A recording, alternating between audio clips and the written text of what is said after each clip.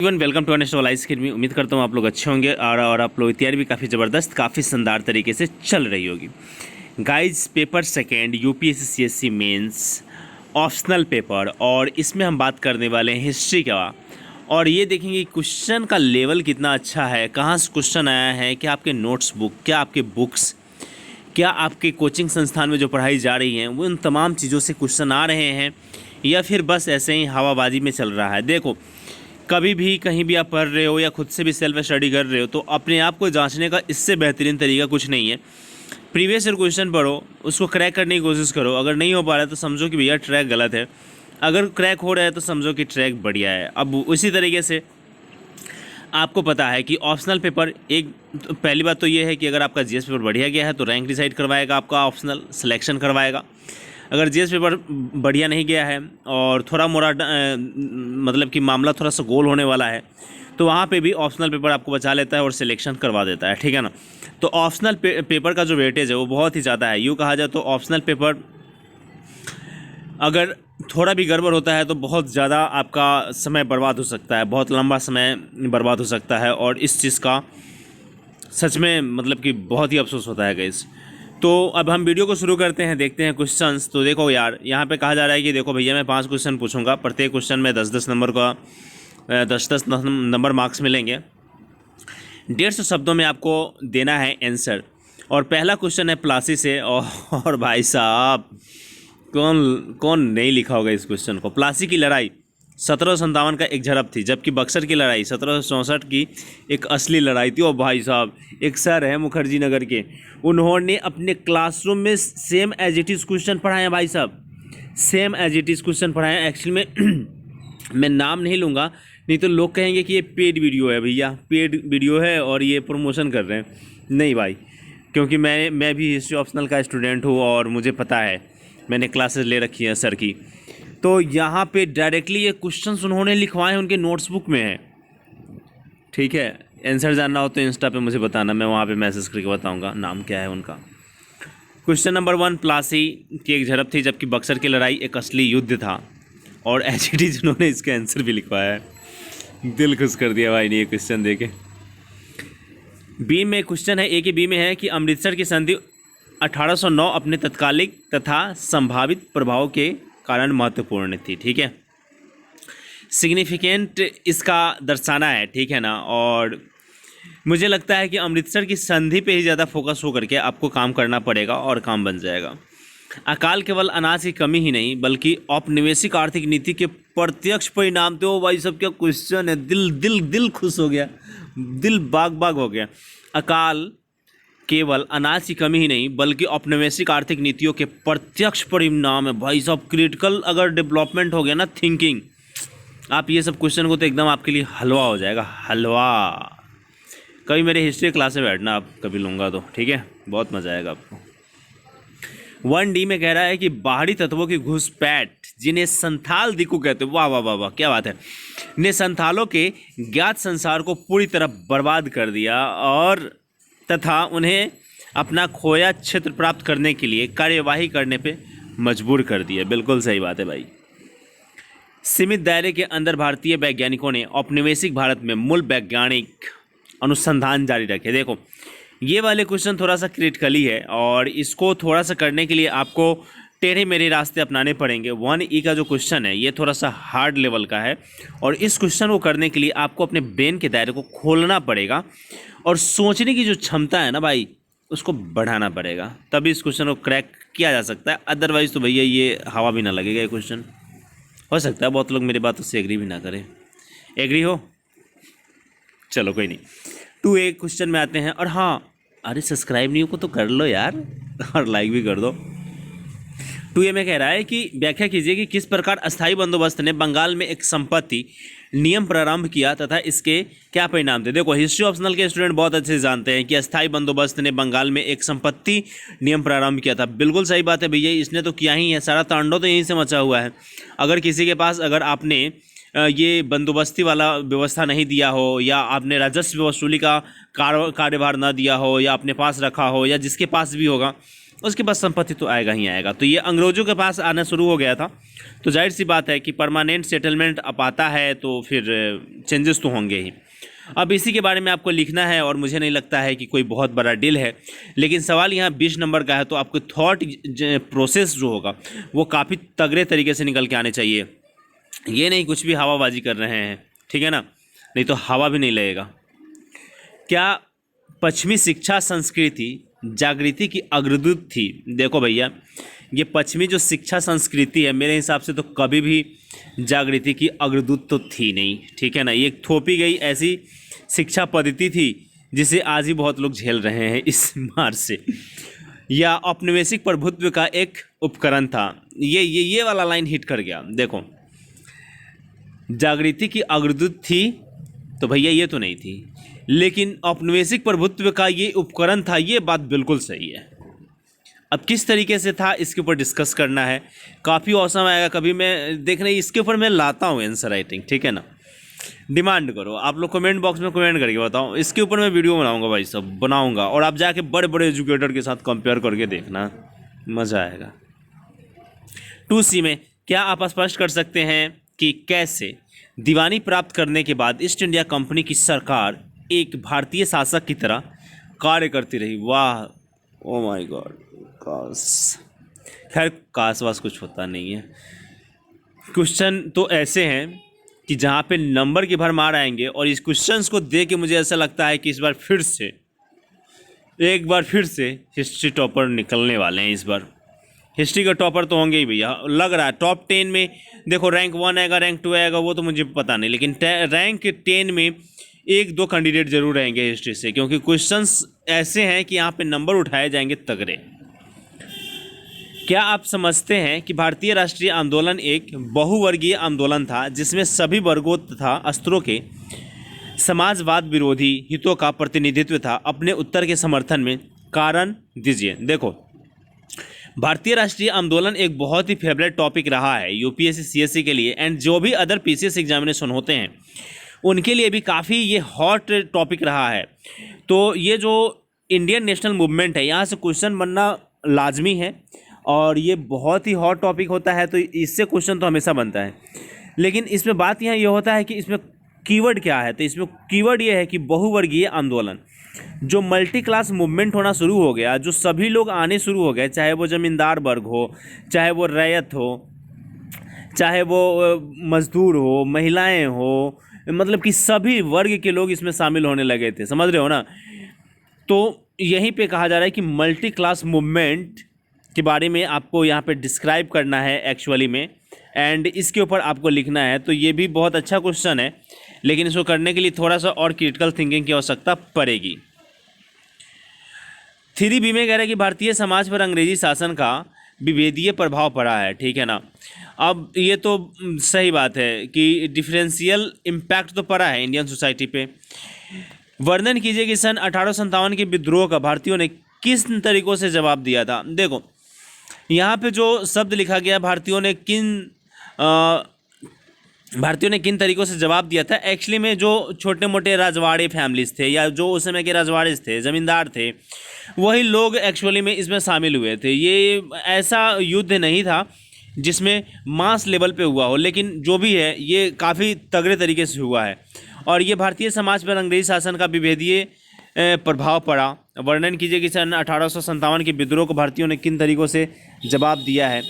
तो जवाब तो दिया गया था, क्योंकि एक बार जो उस समय के गवर्नर जनरल थे उन्होंने कहा था कि अगर अवध भी शामिल हो जाता, ठीक है ना, अवध या हैदराबाद, तो मैं मिस कर गया, अभी जस्ट मेरे माइंड से डिलीट हो गया, लेकिन इन्हीं दो में से कोई एक है कि अवध या हैदराबाद भी अगर विद्रोह में शामिल हो गया होता तो हम लोगों को अपने बोरिया बिस्तर बांध के भागने पड़ते। तो भैया विद्रोह तो काफ़ी शानदार हुआ था, और इसमें कोई डाउट नहीं है, हम लोगों ने मुँह तोड़ जवाब दिया था अंग्रेज़ों को, ठीक है। 3C में विश्लेषण कीजिए कि क्रांतिकारियों ने लोगों को किस प्रकार आत्मविश्वास दिखाया तथा भारतीय स्वतंत्रता संग्राम के सामाजिक आधार को व्यापक किया। ये क्वेश्चन तो बहुत ही टफ लेवल का है, और इसमें कोई भी डाउट है नहीं। 4A में कहा जा रहा है कि आरंभिक राष्ट्रवादियों, नरमपंथियों की नीति तथा कार्यक्रमों की व्याख्या कीजिए, और वे किस सीमा तक लोगों की आकांक्षाओं की पूर्ति करने में सक्षम थे। ये भी क्वेश्चंस करना बहुत ही ज़्यादा हलवा हो जाएगा और 20 नंबर उठाना आपके लिए बहुत ही ज़्यादा ईजी हो जाएगा, क्योंकि यहाँ पे नरमपंथियों की जो नीति थी, जो कार्यक्रम थे, उसकी व्याख्या करना है और किस सीमा तक लोग आकांक्षाओं की पूर्ति करने में सक्षम थे। देखो भैया, इनका बस यही था कि हमें जाना है, एक पटिशन देना है और सरकार के सामने गुहार लगाना है कि माई बाप हाई चीज़ दे दिया और माई बाप थोड़ा हम ई करे जाता नहीं, हाई करे दिया। तो समझ रहे हैं ना, इस तरीके की बातें थी और कुछ था नहीं। मतलब कि हर व्यक्ति गुहार ही लगा रहा था। नरमपंथियों में मतलब कि चरमपंथियों वाली बात नहीं थी। वो मतलब कि एक आंदोलन भी करते थे तो जा कर के पहले वो बताते थे कि हाँ हम यहाँ पे आंदोलन करने वाले हैं, कि मतलब समझ रहे हो ना, बहुत शांति प्रिय लोग हैं ये नरमपंथी। और इनकी जो भी नीतियाँ थी, जो भी कार्यक्रम थे, उसको आप बहुत अच्छे से कर सकते हो, चाहे वो गांधी जी के आने के बाद की बात करो या गांधी जी के पहले की बात करो। तो देखो 1885 से लेकर के 1906 या 14 तक का हिस्ट्री देखो और 1914 से लेकर के 1947 तक का देखो, फिर ये क्वेश्चन करना आपके लिए आसान हो जाएगा। हिस्ट्री का क्वेश्चन क्रैक करने का जो सबसे इजी तरीका होता है माय डियर फ्रेंड्स, वो होता है टाइमलाइन। सब कुछ टाइमलाइन ही डिसाइड करता है हिस्ट्री में। अगर टाइमलाइन बढ़िया है तो हिस्ट्री का क्वेश्चन आप करोगे बहुत अच्छे तरीके से। अब टाइमलाइन की बात चल रही तो टाइमलाइन से एक और क्वेश्चन आ गया, कह रहा है कि मैकमोहन लाइन पर विवाद के प्रकाश में 1950 तथा 1960 के, देखो यही होता है पोस्ट इंडिपेंडेंस। कहते हो ना कि भैया पोस्ट इंडिपेंडेंस से क्वेश्चन कैसे बनता है, तो देखो इस तरीके से बनता है। देख गया, भारत चीन संबंधों का विश्लेषण कीजिए। तो पंचशील हमने दिया और 62 में देखो क्या हुआ, समझ रहे हो ना। तो बहुत अच्छा ये क्वेश्चन बनाया गया है, तो आप इस क्वेश्चन को काफ़ी अच्छे से कर सकते हो, ठीक है ना। 4C में कहा जा रहा है कि उत्तर औपनिवेशिक भारत में लोकप्रिय आंदोलन ने पर्यावरणीय संकट की प्रकृति को समझने में किस प्रकार हमारी सहायता की है। उत्तर औपनिवेशिक भारत में, ठीक है ना। देखो ये क्वेश्चन थोड़ा सा ट्रिकी है और पोस्ट कॉलोनियल इंडिया के बारे में बात किया जा रहा है, तो ये थोड़ा सा ट्रिकी क्वेश्चन है। और कहा जा रहा है कि understand the nature of the environmental crisis in the post independence India, ठीक है ना। अब आपको पता है कि जब हम लोगों को इंडस्ट्रियल मतलब कि हम लोग काम करना शुरू किए, तब तक आ गया कि देखो भैया कार्बन बढ़ रहे, कार्बन इमिशन करना है और अब कार्बन की उत्सर्जन को कम करना है। लेकिन जो भी विकास से मतलब कि जो भी देश विकसित हो गए थे, उन लोगों ने तो मतलब कि उस समय जम के इसका दोहन किया, और जब हम लोगों की बारी आई तो फिर तो इस क्वेश्चन को उस तरीके से इंटरनेशनल रिलेशनशिप से इसको कनेक्ट करके ही आप करोगे, तभी जाकर के क्वेश्चन को किया जा सकता है। खंड बी सेक्शन बी, इसमें 150 शब्द और प्रत्येक क्वेश्चन जो है आपका 10 नंबर का है, 5 क्वेश्चंस है, 50 नंबर का है। और यहाँ पे देखो, यहाँ पे थोड़े से यहाँ पे आ जाते हैं हिस्टोरियंस, और हिस्टोरियंस के थॉट प्रोसेसिंग से क्वेश्चन पूछा जाता है। तो यहाँ पे एक रूसो नाम के हिस्टोरियन हैं, इनके द्वारा कहा जा रहा है, ये देखो एक्चुअली में ये स्कॉलर थे पहले, जो रूसो हैं, दादरी हैं, ये लोग सभी पहले स्कॉलर हुआ करते थे। तो इन्होंने जो कहा है कि रूसो ने एक आशा प्रज्वलित की कि जो प्रबोधन की आत्मा बन गई है, ठीक है ना। अब इस चीज़ के लिए तो इनकी थॉट प्रोसेसिंग को आप पढ़ोगे, तभी जाकर कि इस क्वेश्चन को आप क्रैक कर पाओगे, अदरवाइज ये क्वेश्चन आपको छोड़ना ही पड़ेगा। तो रूसो का क्या मानना था, क्यों उन्होंने मतलब कि उनका इनलाइटमेंट पे क्या विचार था, उसके बारे में आपको यहाँ पे लिखना पड़ेगा।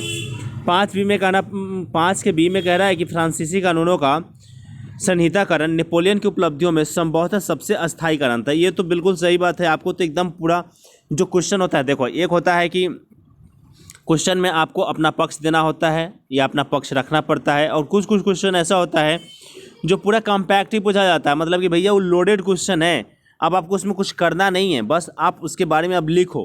तो ये जो 5 नंबर आप क्वेश्चन देख रहे हो ना, ये लोडेड क्वेश्चन है कि फ्रांसीसी कानूनों का संहिताकरण नेपोलियन की उपलब्धियों में संभवतः सबसे अस्थायी था। अब ये लोडेड क्वेश्चन है, इसमें आप तर्क वितर्क में नहीं जा सकोगे, बल्कि आपको उसको पॉजिटिव माइंडसेट में ही लिखना पड़ेगा, समझ रहे हो।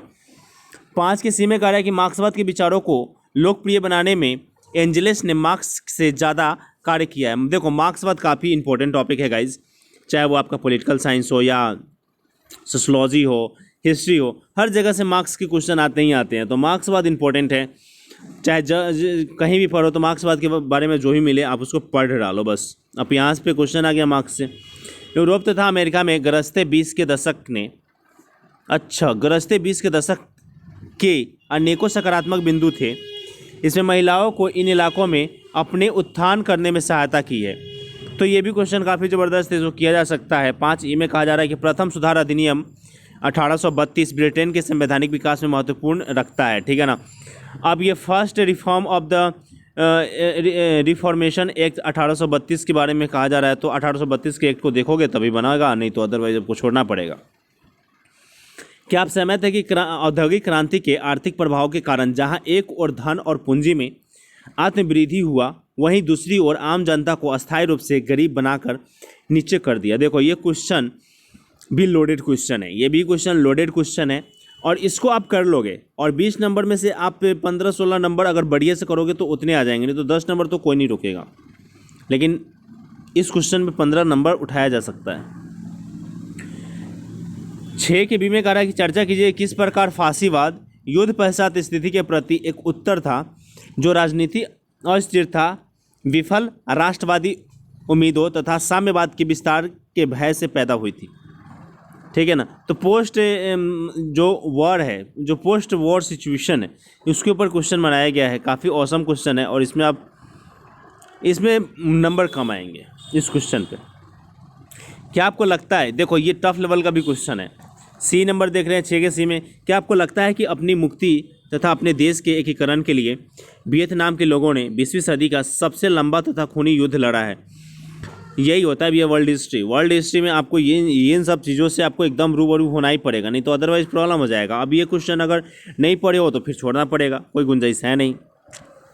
7 के ए में कह रहा है, क्या आप समझते हैं कि 1760 तथा 1770 के दशक के दौरान लंदन में शासन कौशल की कमी अमेरिकी क्रांति को शीघ्र घटित करने में एक महत्वपूर्ण सहयोगी कारक थी? बिल्कुल सही बात है, आप करो इसको, ये भी लोडेड क्वेश्चन है। आप मिखाइला गोर्बाचेव देखो यार, अभी मिखाइला गोर्बाचेव की मृत्यु हुई है, ठीक है ना, उनका निधन हुआ है और उन्हीं के ऊपर क्वेश्चन ये बना दिया है, ठीक है ना। मिखाइला गोर्बाचेव के ऊपर क्वेश्चन भी आ गया, व्याख्या कीजिए कि ये तो पहली बात ये है कि ये रसिया से रहने वाले हैं और इनके ऊपर क्वेश्चन आया कि व्याख्या कीजिए कि किस प्रकार मिखाइला गोर्बाचेव द्वारा अपनाई गई नीतियाँ सोवियत संघ के विघटन के लिए उत्तरदायी है। ओ भाई साहब, इतना रिसेंट क्वेश्चन मैंने देखा नहीं था आज तक, जितना रिसेंट देख रहा हूँ। ये मिखाइला गोर्बाचेव की जो कहानियाँ हैं वो मुझे लगता है कि आज से 1 महीना पहले की है और ये आज देखो 1 महीना बाद एग्ज़ाम हुआ और ये क्वेश्चन आ गया। कुछ भी कहना, बहुत अनप्रिडिक्टेबल सर्विस है भाई, सही बात है, यूपीएससी अनप्रिडिक्टेबल सर्विस है ये, कहीं से भी कुछ भी क्वेश्चन आ सकता है। 7 के सी में कह रहा है कि 1945 ईस्वी में जापानी प्रभुत्व से मुक्त होने के बाद मलाया के साथ क्या हुआ, ठीक है। अब ये क्वेश्चन तो करना ही पड़ेगा क्योंकि ये क्वेश्चन लोडेड क्वेश्चन है और इसमें मैं कहूँ तो ये देखो भैया, ये अगर आपने इसके बारे में पढ़ा है तो कर पाओगे, नहीं तो छोड़ना ही पड़ेगा। गुट निरपेक्ष आंदोलन की शुरुआत का वर्णन कीजिए और क्यों छोटे राष्ट्र शक्तिशाली राष्ट्र से अलग रहना चाहते हैं, इसके बारे में बताइए। 8 के बी में कह रहा है कि दक्षिण अफ्रीका में पृथकता की नीति क्यों लागू की गई और इसकी मुख्य विशेषताएं क्या है, ये भी आप कर लोगे। लैटिन अमेरिकी देशों ने सदियों की अधीनता तथा विदेशी हस्तक्षेप से किस हद तक पार किया, ये भी आप कर ले जाओगे। अब फाइनल कंक्लूजन क्या है हमारा, देखो गाइज, ये मेरे ख्याल से ये पहला वीडियो है ऑप्शनल पेपर का जिसका इतना लंबा ये वीडियो बना है, बिकॉज इसमें एक्सप्लेनेशन बहुत था। फाइनल कंक्लूजन ये है कि इसमें जो सेक्शन ए है वो जितना हलवा टाइप का क्वेश्चन है, सेक्शन बी में उतना ही हार्ड लेवल का क्वेश्चन है। अब आपको अपने नोट्स से, आपको अपने एजुकेटर से, आप जहाँ से पढ़ रहे हो वहाँ से अब देखना ये है कि क्या ये सारे क्वेश्चंस जो आए हैं उस तरीके के क्वेश्चंस आपको करवाए गए हैं या नहीं करवाए गए हैं।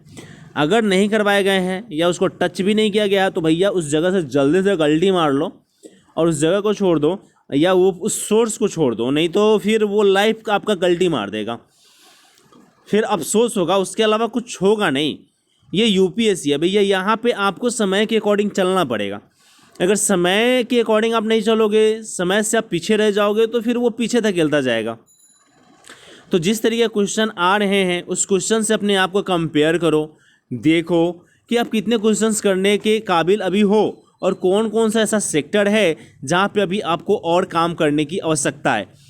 मुझे नहीं लगता है कि इस तरीके से कोई भी एजुकेटर आपको मोटिवेट करता होगा, क्योंकि हर व्यक्ति ना अपना अपना कोर्स कुछ ना कुछ बेचने के ही चक्कर में आते हैं यूट्यूब पे। आप जितनी भी यहाँ पे संस्थानें देख लो, एक दो वीडियो आपको अच्छी प्रोवाइड करवाएंगे, उसके बाद वो आपको कहेंगे कि हाँ भैया मेरा ये कोर्स ज्वाइन कर लो, मेरा वो कोर्स ज्वाइन कर लो, मेरा ये सेट ज्वाइन कर लो, मेरा वो सेट ज्वाइन कर लो। करने के बाद आपको मिलता है कुछ नहीं, वही मिलता है घंटा। समझ रहे हो ना? तो गाइज मैं बस ये देखो ट्रू बात बोल रहा हूँ, क्योंकि हमने भी बहुत सारे कोचिंग संस्थानों में जाकर के फंस करके देख लिए हैं, इसीलिए बोल रहा हूँ। एजुकेटर का जो खोज होना चाहिए ना, और जो एजुकेटर होने चाहिए आपके पास, देखो ये मत सोचो कि आप जिससे पढ़ रहे हो वो कुछ लाइफ में कर रहा है कि नहीं कर रहा है। नहीं भैया, अगर वो पढ़ा रहा है और क्वेश्चन यूपीएससी में आ रहा है और वो आप बनाने लायक हो, तो वो आपके लिए वही एजुकेटर बेस्ट है। भले ही कोई ड्यू का या जेएनयू का या कहीं का भी प्रोफेसर हो, और उसके पढ़ाने से अगर आपके क्वेश्चन नहीं बन रहे, तो वो आपके लिए रद्दी है, बेकार है और कुछ नहीं है। ओवरऑल आपको अपना लाइफ बनाना है, समझ रहे हो ना? ये ऐसा नहीं है कि आप कहोगे कि हाँ हम इतने बड़े प्रोफेसर से पढ़ लिए हैं। ठीक है भैया, प्रोफेसर साहब से आपने पढ़ लिया, लेकिन प्रोफेसर साहब हो सकता है यूपीएससी के दौर से बाहर हो, और ये यूपीएससी का जो लर्नर है हो सकता है 5 साल से वो तैयारी कर रहा हो, वो पढ़ा रहा हो आपको, 10 साल से तैयारी किया वो पढ़ा रहा हो, और उसके द्वारा पढ़ाए हुए क्वेश्चन आप बना पा रहे हो, तो वो आपके लिए गॉड है। ठीक है ना? समझ रहे हो मैं क्या कहना चाह रहा हूँ? तो जिस तरीके से क्वेश्चन का, अब देखो मिखाइल गुरबाविच का जो क्वेश्चन आया है, इसके ऊपर किसी ने भी ध्यान नहीं दिया होगा, क्योंकि मैं भी जब वर्ल्ड हिस्ट्री पढ़ रहा था तो वहाँ पे इनके बारे में बहुत ज़्यादा जिक्र नहीं किया गया है, समझ रहे हो ना? लेकिन ये रिसेंट कहानी से यहाँ पे क्वेश्चन जोड़ दिया गया है, तो हर एक चीज़ इंपॉर्टेंट हो जाता है। अब दायरा यही है कि आपको कौन कितने अच्छे से पढ़ा रहा है, कौन कितने अच्छे से देख रहा है, या आपका स्टडी मटेरियल कितना तगड़ा है, कितना पावरफुल है। और यही होता है अंतर, first attempt, second attempt, third attempt, fourth attempt, या सिलेक्शन नहीं होना या कुछ नहीं होना। यही होता है कि आपका नोट्स कितना पावरफुल है और आप कितने अच्छे तरीके से तैयारी कर रखा है। मुझे लगता है कि इसके ऊपर मैं 2 घंटे तक भाषण दे सकता हूँ। इसलिए मतलब ये गाइस, चैनल वीडियो अच्छी लगी हो तो like, rate, view and share करने का मन होगा तो कर लेना, नहीं तो कोई बात नहीं। इस वीडियो में बस इतना ही, मिलते हैं नेक्स्ट वीडियो में, तब तक के लिए जय हिंद।